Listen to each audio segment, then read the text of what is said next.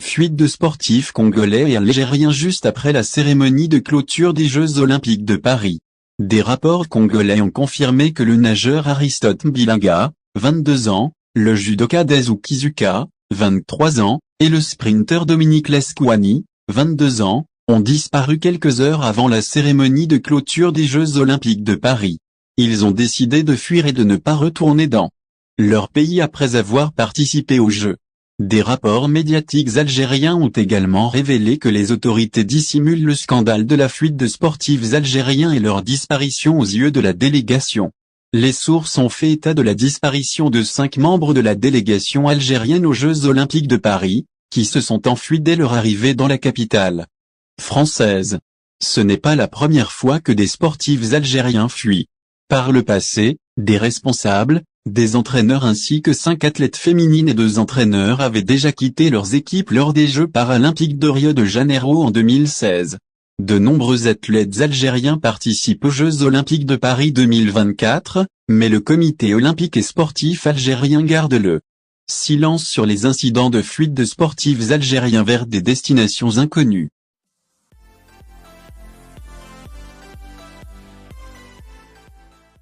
Israël reconnaît l'assassinat de Haniyeh. Selon Times of Israel, Israël a admis auprès des États-Unis son rôle dans l'assassinat du chef du bureau politique de Hamas, Ismail Haniyeh, à Téhéran, immédiatement après l'opération.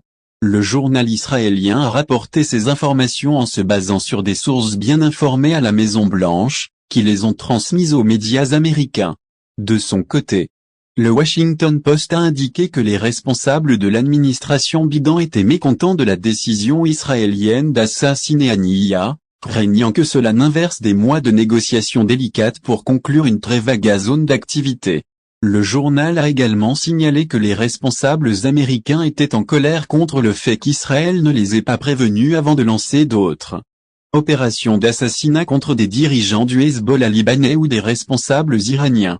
Il est à noter qu'Israël n'avait pas publiquement revendiqué l'assassinat de Haniyeh, bien qu'il n'ait pas non plus démenti cet acte, alors qu'il avait ouvertement revendiqué l'assassinat de Fouad Shukr, un haut responsable du Hezbollah. La Télégraphe a rapporté que des responsables du corps des gardiens de la révolution iranien ont déclaré que le Mossad israélien avait recruté des agents iraniens pour placer des charges explosives dans la résidence de Haniyeh à Téhéran, ce qui a conduit à son assassinat.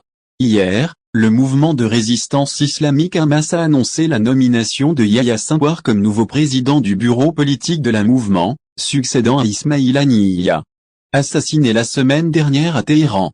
Le 31 juillet dernier, Hamas avait annoncé que son chef de bureau politique, Ismail Haniyeh, avait été tué dans sa résidence à Téhéran lors d'une attaque israélienne. Les autorités iraniennes ont ouvert une enquête sur les circonstances de l'assassinat de Haniyeh à Téhéran, affirmant que les résultats seront communiqués ultérieurement. Les gardiens de la révolution iranienne ont indiqué qu'ils étudiaient les aspects de l'incident concernant la mort de Haniyeh à Téhéran et annonceront les résultats de l'enquête plus tard.